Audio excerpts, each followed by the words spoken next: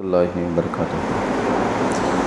إن الحمد لله نحمده ونستعينه ونؤمن به ونتوكل عليه ونعوذ بالله من شرور أنفسنا ومن سيئات أعمالنا من يهده الله فلا مضل له ومن يضلل فلا هادي له وأشهد أن لا إله إلا الله وحده لا شريك له وأشهد أن محمدا عبده ورسوله أما بعد فإن أصدق الحديث كتاب الله وخير الهدي هدي محمد صلى الله عليه وسلم وشر الأمور محدثاتها كل محدثة بدعة كل بدعة ضلالة كل ضلالة في النار. يا أيها الناس اتقوا ربكم الذي خلقكم من نفس واحدة يا أيها الذين آمنوا اتقوا الله حق تقاته ولا تموتن إلا وأنتم مسلمون. يا أيها الذين آمنوا اتقوا الله وقولوا قولا سديدا. اللهم صل على محمد وعلى آل محمد كما صليت على إبراهيم وعلى آل إبراهيم إنك حميد مجيد. اللهم بارك على محمد وعلى آل محمد كما باركت على إبراهيم وعلى آل إبراهيم إنك حميد مجيد. أعوذ بالله من الشيطان الرجيم. والذين ينقضون الذهب والفضة ولا ينفقونها في سبيل الله فبشرهم بعذاب أليم. ரப்பி ஷ்ரஹ் சத்ரி வயஸ்ஸிர் லி அம்ரி வஹ்லுல் உக்தம் மின் லிசானி யஃப்கஹு கௌலி ரப்பி ஜித்னி இல்மா. மாண்பிற்கும் மரியாதைக்கும் உரிய எல்லாம் அல்லாஹ் ஜல்லல்லாஹு ஷானு தஆலா விண்ணல்லடியார்களே, அருமை சகோதர சகோதரிகளே, அல்லாஹ்வுடைய சாந்தியும் சமாதானமும் அவனது பற்ற அன்பும் ஆதரவும் பேரருளும் அவன் புறத்திலிருந்து அகிலத்திற்கெல்லாம் அருட்கொடையாக அனுப்பப்பட்ட ரஹ்மத்துல் லில் ஆலமீன் அகிலத்தின் அருட்கொடையாம் அண்ணலம் பெருமகனார் இறை தூதர் இறுதி தூதர் முஹம்மது ரசூலுல்லாஹி ஸல்லல்லாஹு அலைஹி வஸல்லம் அவர்களின் மீதும் அன்னலாரை பின்பற்றி வாழ்ந்த சத்திய சஹாபாக்கள் சஹாபிய பெண்மணிகளின் மீதும் அல்லாஹ்வுடைய மார்க்கத்தை அரும்பாடுபட்டு அதன் தூய்மையான வடிவத்தில் அறிந்து பின்பற்றி நம்மவரை கொண்டு சேர்த்த அனைத்து அல்லாஹ்வின் நல்லடியார்கள் மீதும், குறிப்பாக அல்லாஹ்வின் அருள் பொங்கும் ரமலான் மாதத்தில் அவன் நம் மீது கடமையாக்கிய நோன்புகளை நோற்றவர்களாக, இரவு வணக்கங்களை நின்று வணங்கியவர்களாக, அல்லாஹ்வுடைய அருள் பொங்கும் ரமலான் மாதத்தில் அவனது அருளாகிய திருமறை குர்ஆனை கொண்டு நம்முடைய தொடர்புகளை அறிய மேம்படுத்தியவர்களாக, அவனது தூய இஸ்லாமிய மார்க்கத்தை அதன் தூய்மையான குர்ஆன் சுன்னா அடிப்படையில் அறிந்து கொள்ள இங்கே குழுமிருக்கும் நம்மவர் அனைவரின் மீதும் ஏக இறைவனாம் அல்லாஹ்வின் சாந்தியும் சமாதானமும் என்றென்றும்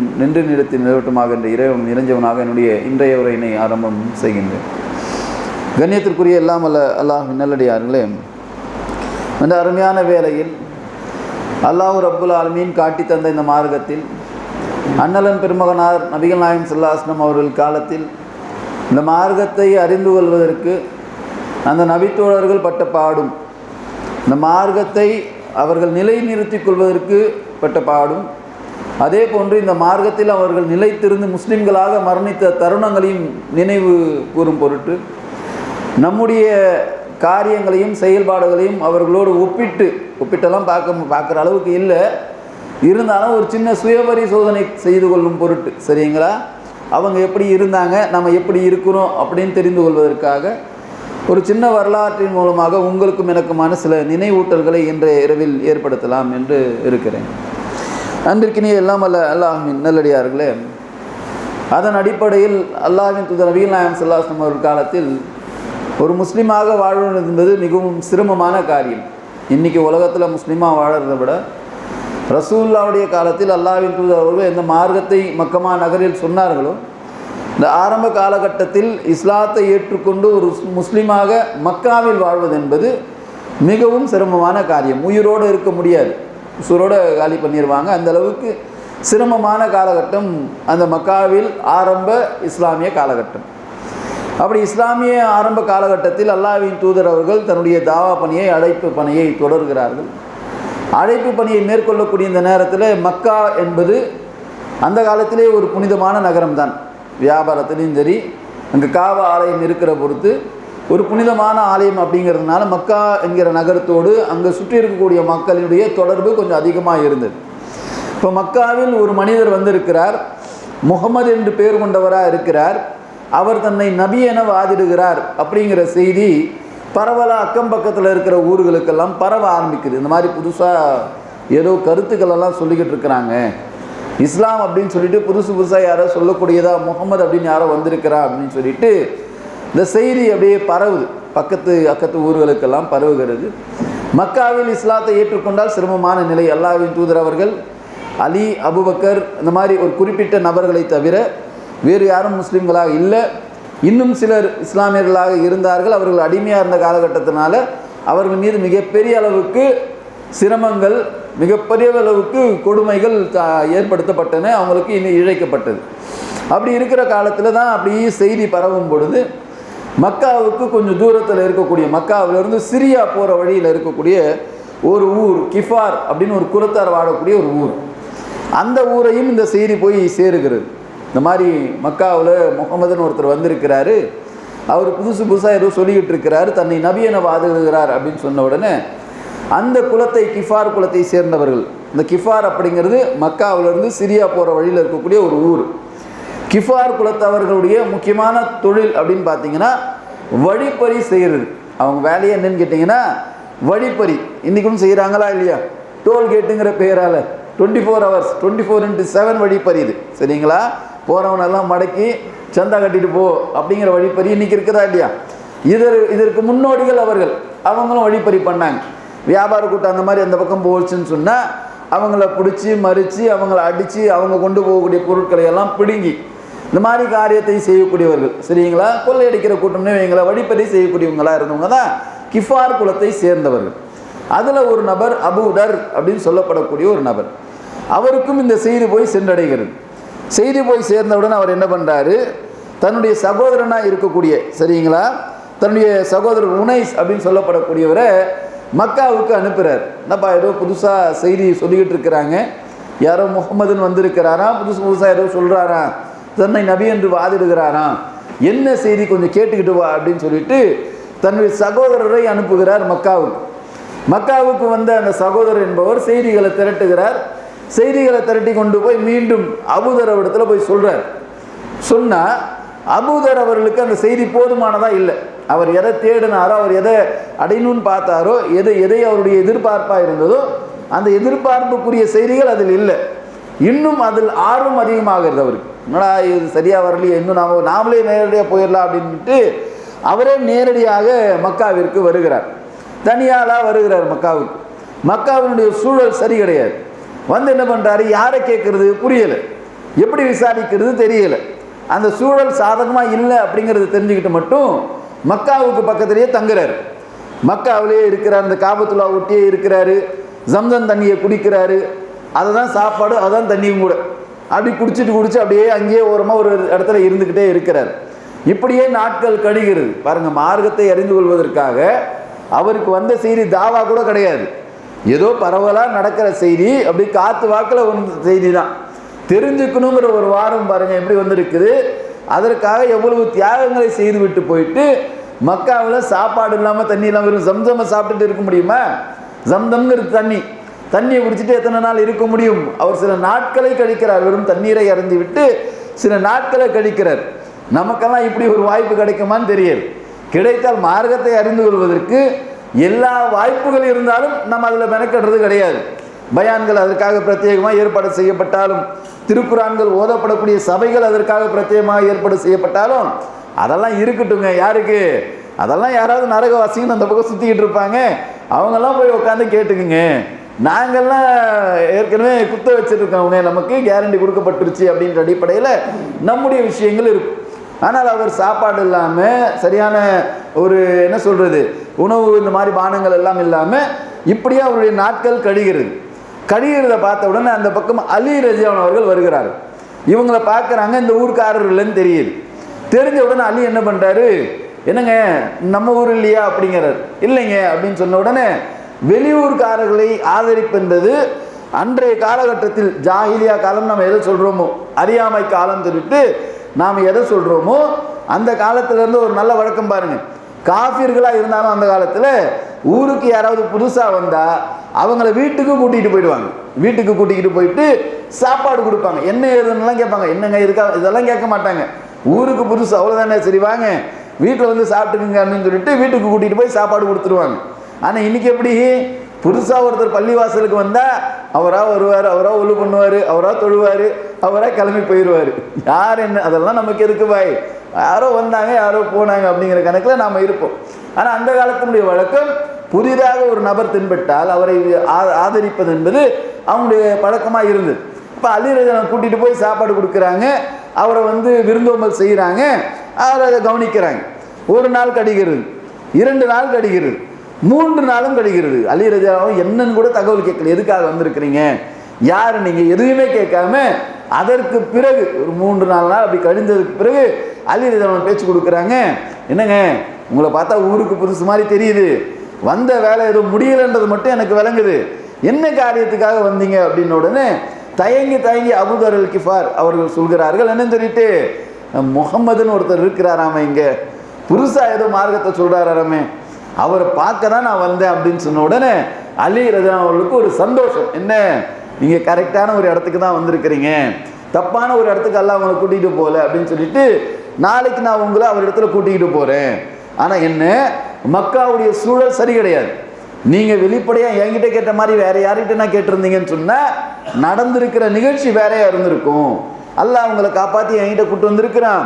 நாளைக்கு நான் உங்களை கூட்டிகிட்டு போகிறேன், கூட்டிகிட்டு போனால் என் கூட நீங்கள் வரக்கூடாது, நான் முன்னாடி நடப்பேன், நீங்கள் எனக்கு பின்னாடி என்னை ஃபாலோ பண்ணிக்கிட்டு வரணும். நீங்கள் என்னை ஃபாலோ பண்ணுறது ஊரில் யாருக்கும் தெரிஞ்சிடக்கூடாது, இப்படியோ அப்படியே வர மாதிரி நீங்கள் வரணுமே ஒழிய என்ன தான் பார்த்துட்டு வரீங்கன்னு சொல்லிட்டு யாருக்கும் தெரிஞ்சிடக்கூடாது.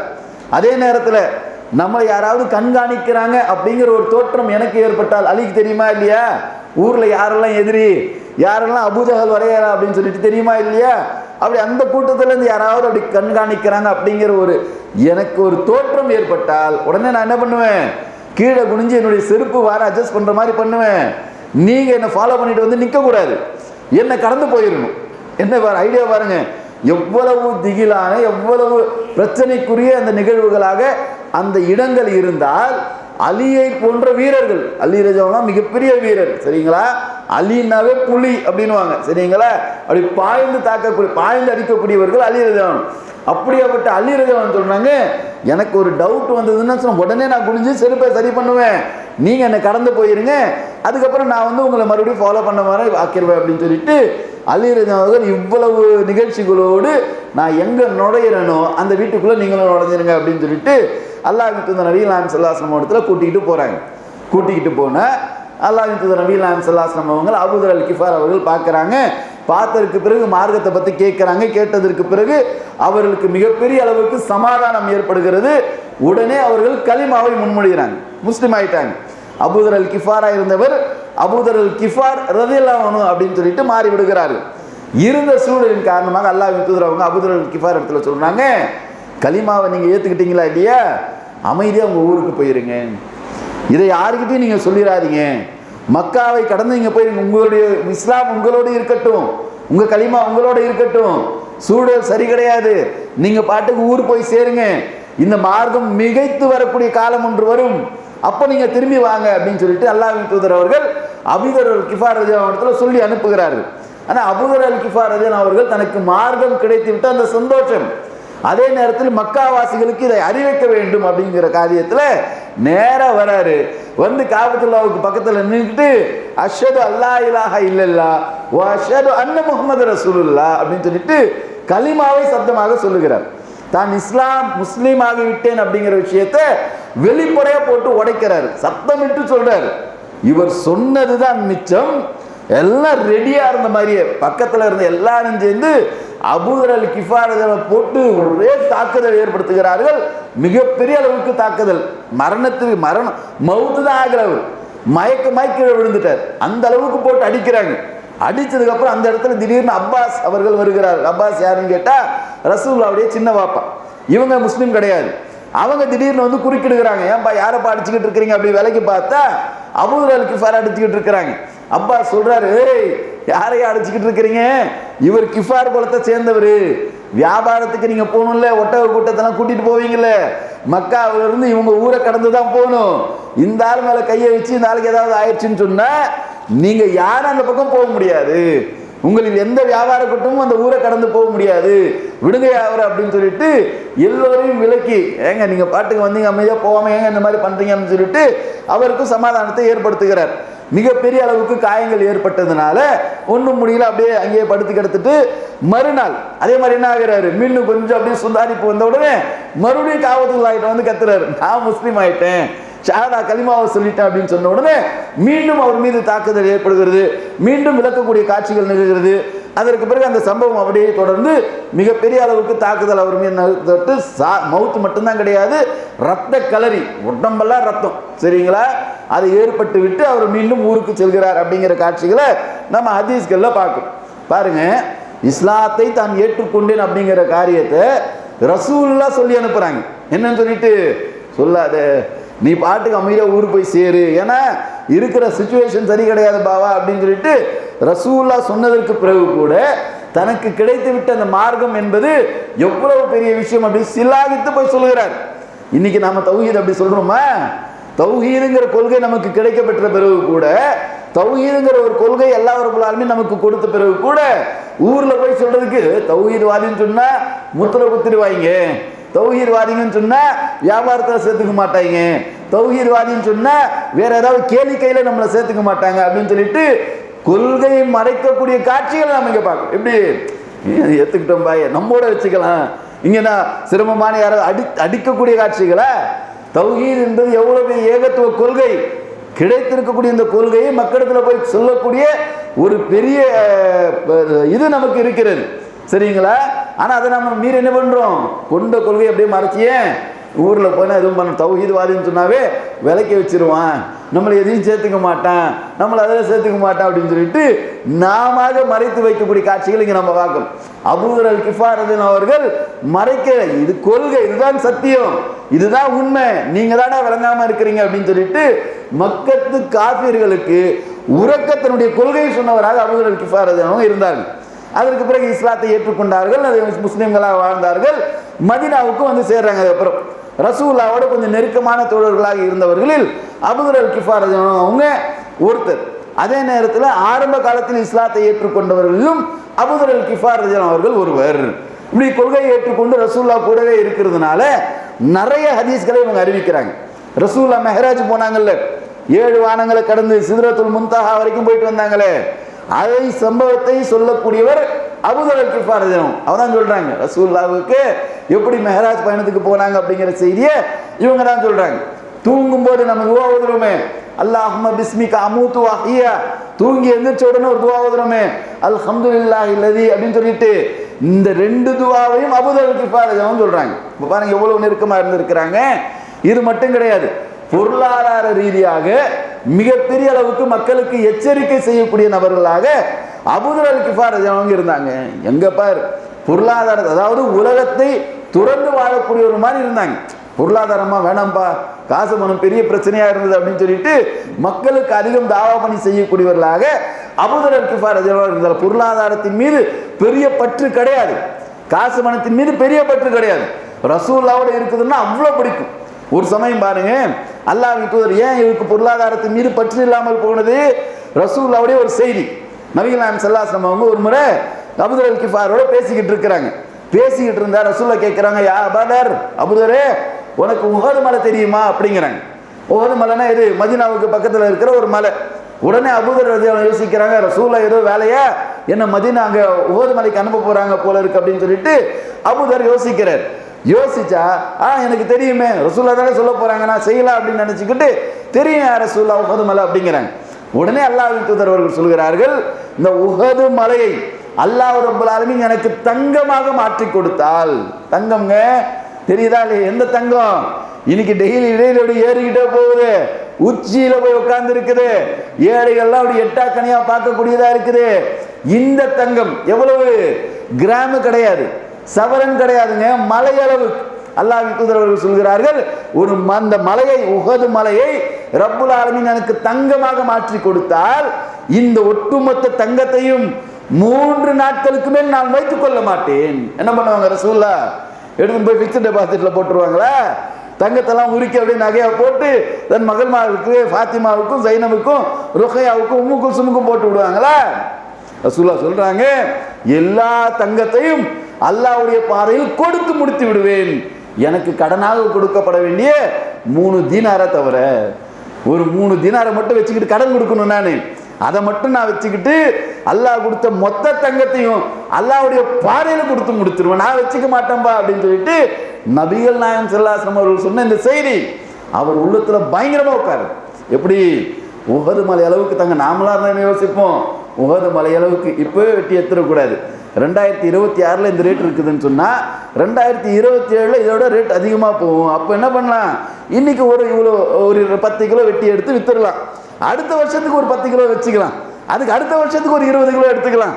ஏன் சொந்தக்காரங்களாக இருக்கிறாங்களே, பொண்ணுக்கு ஒரு 100 கிலோ கொடுத்துடலாம், பையனுக்கு ஒரு 50 கிலோ கொடுத்துடலாம். இப்படி நாம் யோசிப்போம். ஆனால் அல்லாஹ்வின் தூதர் யோசனை பாருங்களேன், நான் வச்சுக்க மாட்டேன், எனக்கு அது தேவை கிடையாது, அல்லாஹ்வுடைய பாதையில் கொடுத்து முடிச்சிருவேன். ஏன், செல்வம் என்பது சோதனை என்கிறார்கள் அல்லாஹ்வின் தூதர். நபிகள் நாயகம் ஸல்லல்லாஹு அலைஹி வஸல்லம் ஒரு சொல்லக்கூடிய ஒரு செய்தியை அபூதர் ரலியல்லாஹு அறிவிக்கிறாங்க. மறுமையில் நற்பலன் குறைந்தவர்களாக யார் தெரியுமா இருப்பாங்க? மறுமையில் மஹ்ஷர் மைதானத்தில் நன்மைகள் குறைந்தவர்களாக பணக்காரங்க தான் இருப்பாங்கன்றாங்க.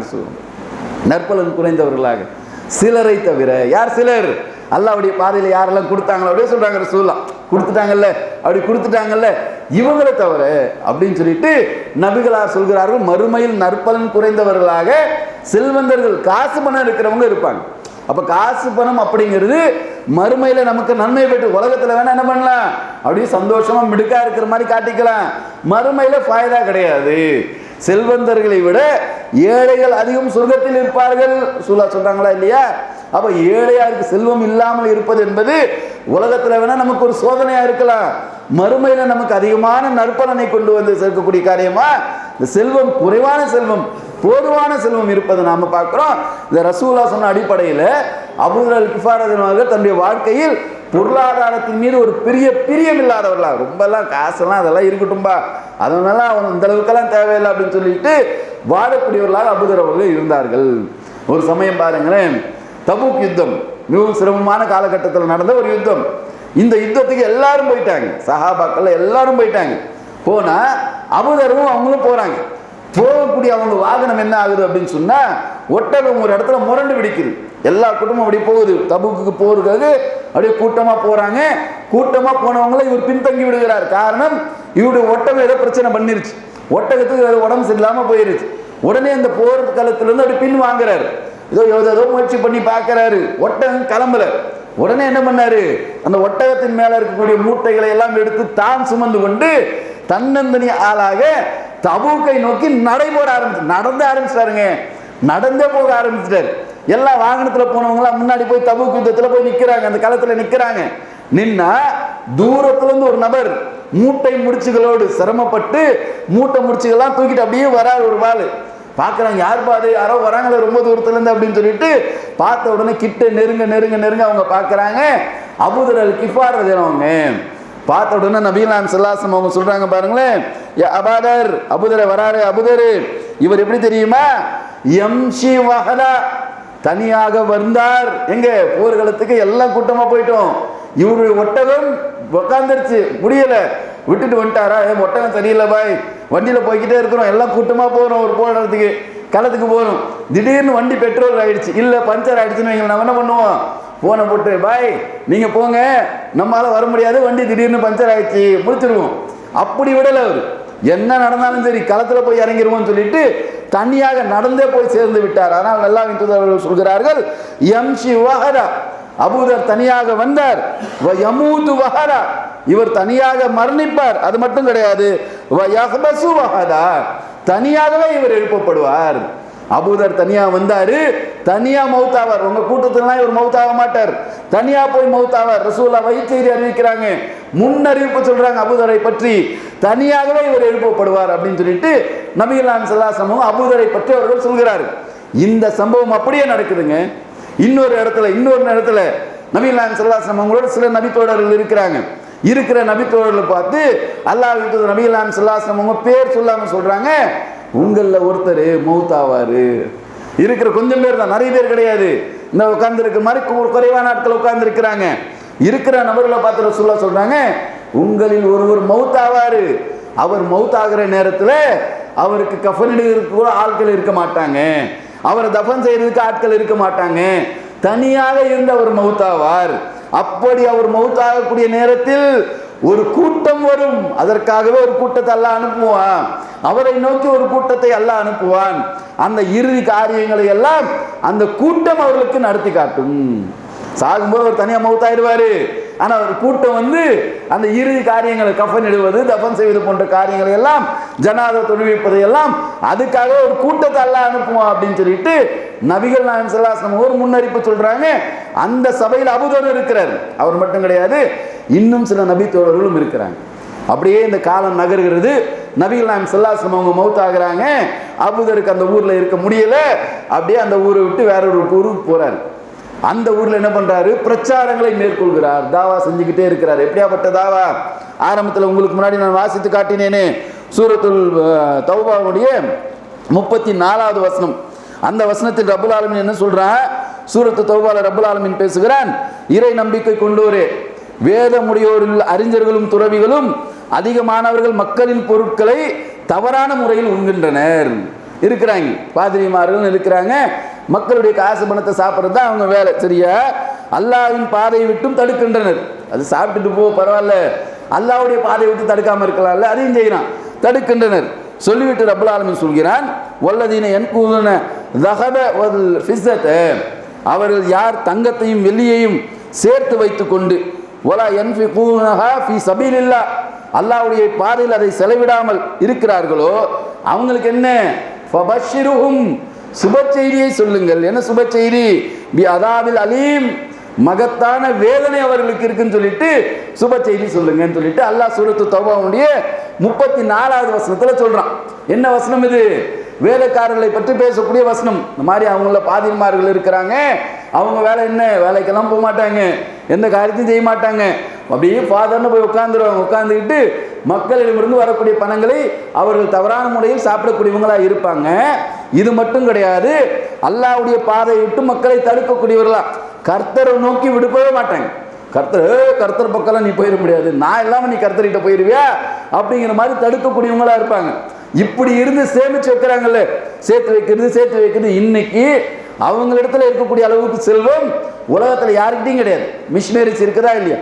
மிஷினரிஸ்ல இருக்கக்கூடிய ஃபண்ட் அளவுக்கு உலகத்துல வேற யாருக்கிட்டையும் ஃபண்ட் கிடையாது. இருந்தாலும் ஃப்ரீயா எஜுகேஷன் கொடுக்குறாங்களா? கொடுக்க மாட்டாங்க. பார்த்துருக்கிறீங்களா?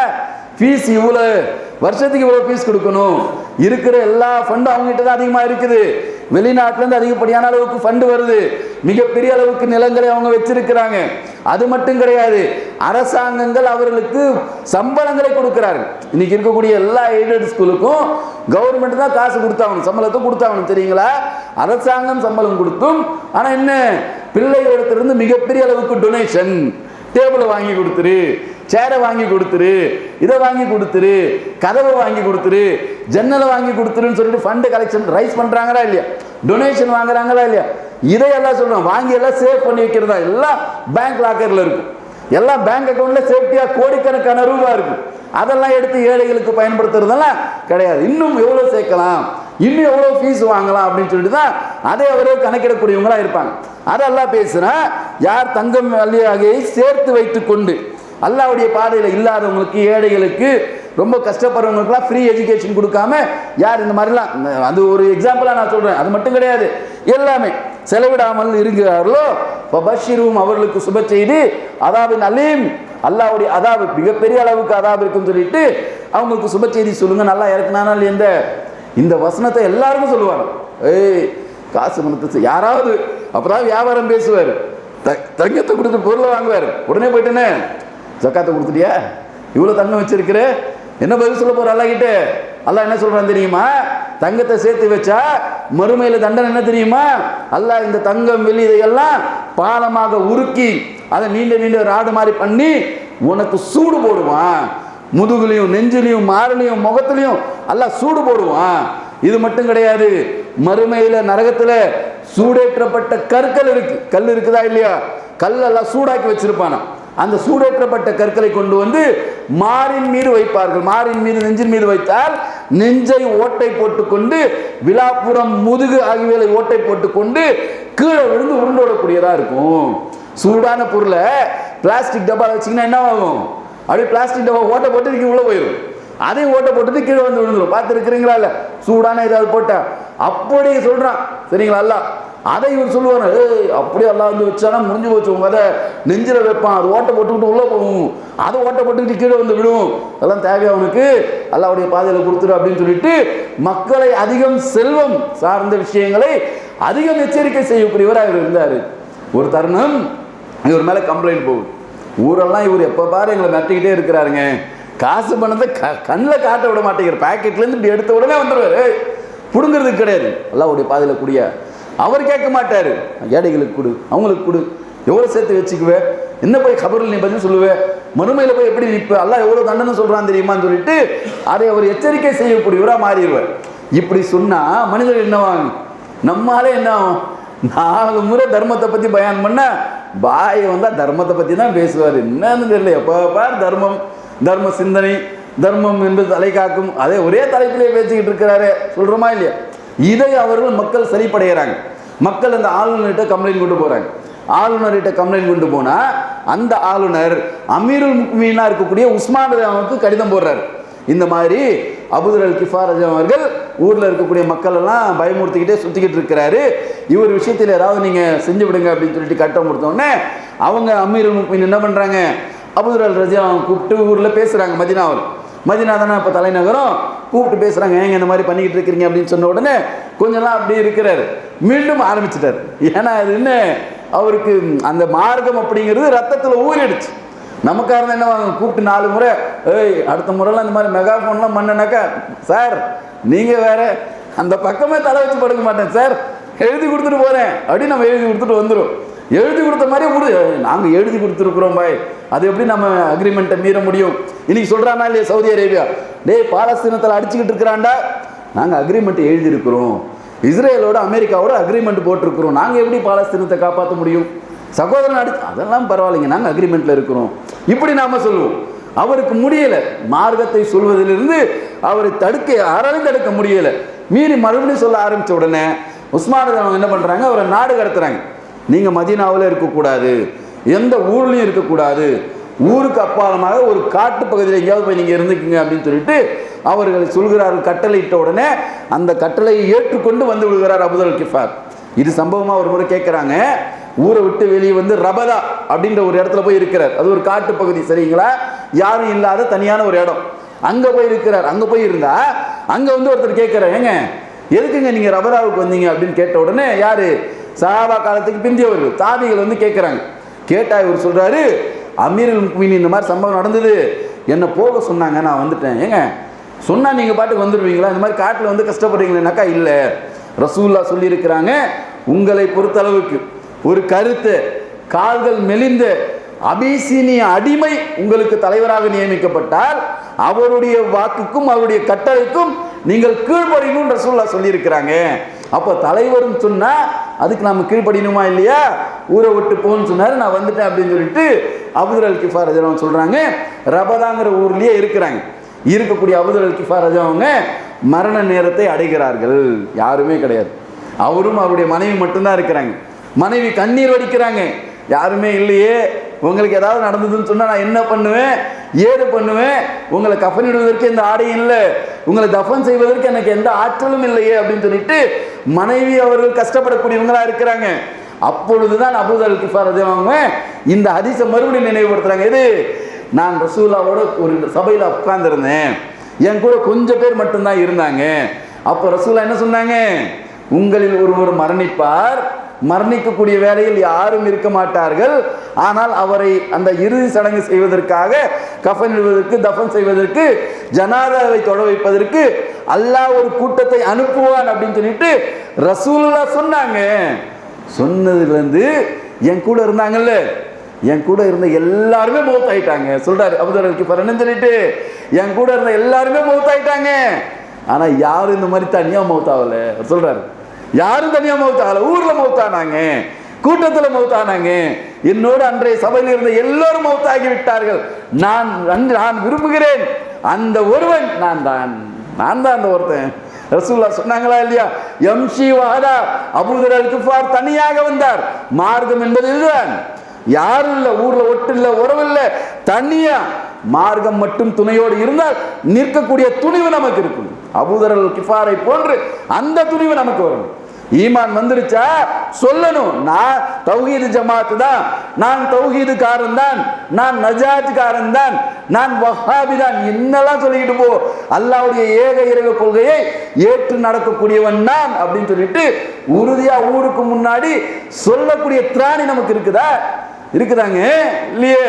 அங்க போன ஒரு வேஷம், இங்க போன ஒரு வேஷம், இவங்க கூட பேசினா நான் ஹமே துமாரா இருப்பியா, இங்க போனா நான் வங்காள அப்படின்னு சொல்லக்கூடிய இந்த தன்மை, இது மார்க்கத்தில் ஜெயிக்கக்கூடிய தன்மை கிடையாது.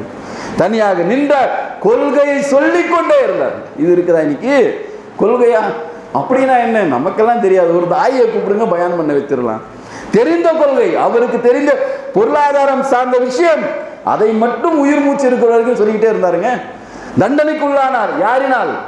அமீருல் முக்மினீன் சொல்றாங்க, ஊரை விட்டு போயிருங்க, ஊர்ல நீங்க இருக்கக்கூடாது, மக்களை நீங்க பயங்காட்ட ஆரம்பிச்சு, மக்கள் கம்ப்ளைண்ட் பண்றாங்க. இவர் எப்ப பாரு சொல்லிக்கிட்டே இருக்கிறாரு. கம்ப்ளைண்ட் பண்ண உடனே சொல்லி அனுப்பப்படுகிறார்கள். ரபதாவுக்கு போய் தனியாக இருக்கிறார்கள். மரண வேலையில் கூட அல்லாஹ்வின் தூதருடைய அந்த செய்திகளை நினைவு கூர்ந்தவராக சொன்னாங்க. யம்ஷி வஹரா, தனியாக வருவார், யமூத்து வஹரா, தனியாக மரணிப்பார், தனியாகவே இவர் எழுப்பப்படுவார்னு சொல்லிட்டு அல்லாஹ்வின் தூதரவர்கள் என் சார்பாகத்தான் சொன்னார்கள். அல்லாஹ்வின் தூதரவர்கள் சொன்ன அந்த முன்னறிவிப்பு நிறைவேறப் போகிறது அப்படின்னு சொல்லிட்டு மரணத்தை கூட ரொம்ப மகிழ்ச்சியோடு ஏற்றுக்கொள்ளக்கூடியவர்களாக அபூ அல் கிஃபார் ரலியல்லாஹு அவர்கள் மார்க்கத்தில் உறுதியாக திளைத்து நின்று மார்க்கப்பற்றோடு மக்களுக்கு மார்க்கத்தை அதிகம் எடுத்து சொல்லக்கூடிய நன்மக்களாக, அதே நேரத்தில் இறுதி வரை இஸ்லாமோடு ஈமானோடு வாழ்ந்து மரணித்த நல்லடியார் அபூ அல் கிஃபாருடைய வரலாற்றை கேட்கக்கூடிய நாம் அதன் அடிப்படையில் நம்முடைய உறுதியான மார்க்கத்தில் உறுதியாக நின்று அதே மார்க்கத்தில் மரணிக்கக்கூடியவர்களாக முஸ்லிம்களாகவே தவிர மரணிக்காத பாகியத்தை எல்லா உறவுகளிடத்தில் கேட்டு பெற்றுக்கொள்ளக்கூடிய நன்மக்களாக உங்களையும் இன்னும் வல்ல ரஹ்மானாக்கி அருள் புரிய வேண்டும் என்று இறைவனும் இறைஞ்சவனாக என்னுடைய இன்றைய உரையை முடிவு செய்கிறேன். வாஹிதுவான அல்ஹம்துலில்லாஹி ரப்பில் ஆலமீன். அஸ்ஸலாமு அலைக்கும் வரஹ்மத்துல்லாஹி வபரகாத்துஹு. இறுதியாக நாளை முதல் ஒற்றை